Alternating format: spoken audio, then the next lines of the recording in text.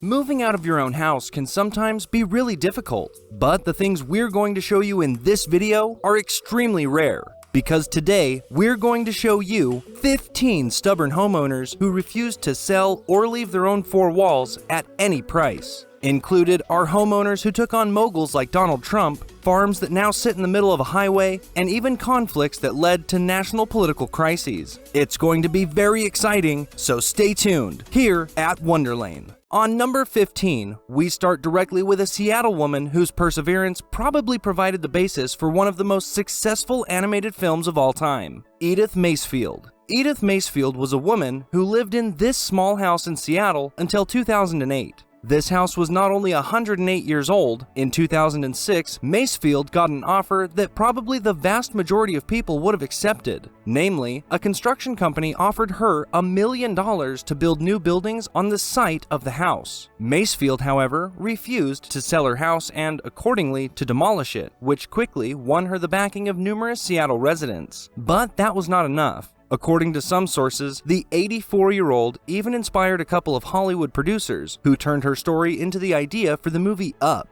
While it's not entirely clear how much of an inspiration she really was, when the movie came out in 2009, Disney decorated her house with balloons to advertise the blockbuster. On 14, we come to a curious conflict that the buyers of this house in Riverside, California probably imagined quite differently. After they had already bought the house and everything was actually signed and sealed, the following scenes occurred. Okay, hey! You want to assault? You want to assault? The previous owner, who had actually already committed himself to moving out, threatened the new owners when they wanted to enter the house, and a dangerous confrontation ensued. According to his own statement, the previous owner refused to leave the house despite having already paid the purchase price because special rules applied to him due to the pandemic. All in all, the case was so explosive that it made it onto the American Evening News. The story continues with an American woman named Vera Koking, who bought this house in New Jersey in 1961 as a summer home. At that time, she could not have guessed what would happen in the following years. First, the land around it was bought by a rich entrepreneur who wanted to open a casino there. But when he went bankrupt and the construction work was interrupted, Koking's house was suddenly surrounded by tall buildings that dwarfed everything else. Then, in 1993, none other than Donald Trump made her an offer to buy her house so he could build his own casino on the site. But Koking turned him down too, which is why she stayed in her house until 2010. On number 12, we continue with an estate owner in Germany, who, for many environmental activists, was for years a symbol in the fight against climate change.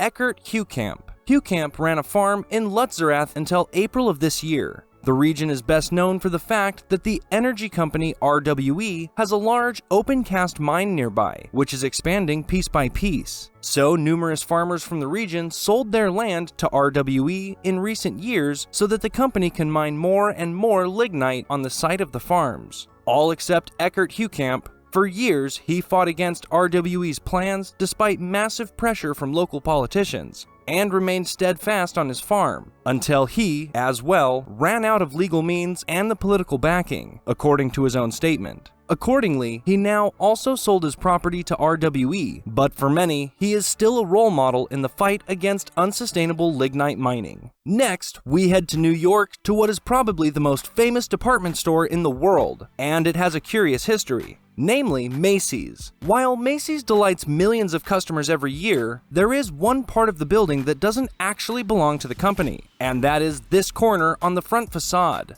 This small part, which is usually covered with advertising posters, actually belongs to a private owner who bought the corner before Macy's moved in. To this day, he has not given up this part of the building, and presumably earns a small fortune every year by renting out his facade for Macy's advertising banners. Moving on, we see not individual homeowners who refuse to move from one place to the next, but thousands of officials who nearly led Brazil into a national crisis in 1960. In that year, the government of the fifth largest country in the world decided to move the capital from Rio de Janeiro to the city of Brasilia, which had been built from scratch. Although Brasilia was completely rebuilt, the city lacked many of the things that make a metropolis truly livable. It was hundreds of kilometers inland, far from any beaches or other major cities, and had no cultural life that was even remotely interesting. So when the thousands of government employees learned that they would be moving from Rio to Brasilia, so many of them resisted that the project almost failed. It was only after eternally long negotiations and numerous incentives for the civil servants that they decided to move to Brasilia after all, even though for many, the unofficial capital of Brazil to this day is still Rio de Janeiro. The next topic is the numerous families who refused to sell their houses and move out, but now live in extremely curious environments, because the investors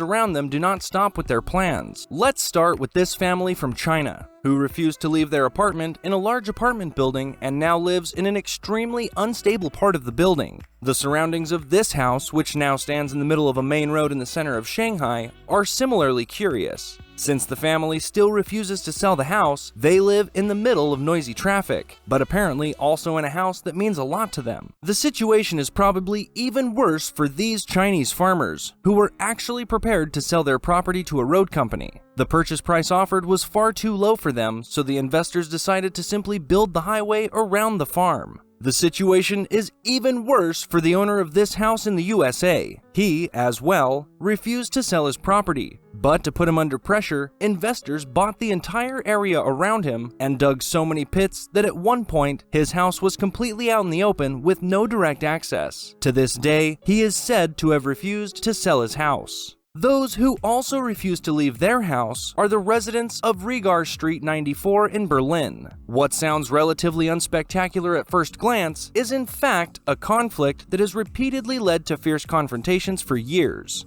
The house on Regar Street has been occupied for years and is mainly inhabited by left-wing and autonomous groups. In the past, these groups have repeatedly clashed with the police, who have demanded that they leave the squatted house because, among other things, there might be fire safety deficiencies. The residents have not complied to this day, and whenever the police try to enter the building, it comes to violent clashes in the middle of Berlin. We continue with native Hawaiians, who have not only lived in certain parts of the island for centuries, but whose instance on their region also brought an incredible mega project to nearly unfeasible changes in plans. At issue is Interstate H3, a 26-kilometer highway that provides incredible views of the American island. What many don't know is that with construction costs of over $1.3 billion, the highway was much more expensive than originally planned. The reason for this is that the architects actually wanted to build the highway through forest areas, where the native Hawaiians had been staying for years. However, since they resisted the mega construction site, the architects had to build huge detours and curves into the course of the road, so that the highway not only became much longer, but above all, much more expensive than planned. On number 3, we come to a house that looks extremely out of place because of the stubbornness of its inhabitants. Namely, this building in Manhattan. In an area where one skyscraper is higher than the other, the owner of this house refused to sell his home and is now a neighbor of 2 gigantic skyscrapers. What makes his location special, however, is that according to some sources, he lives right next to famous basketballers and actors. By the way, this curious house is also called Sandwich House and has become its own little attraction in New York. A man named Luo Baogan, who lives in a house in China with his wife, certainly has a less than spectacular neighborhood. To be precise, he has no neighbors at all, since his house stands in the middle of a highway. For years, he didn't bow to the pressure to sell his house, and the pictures of his pad in the middle of the highway went around the world. Last but not least, on number 1, we have a story that is really extremely curious.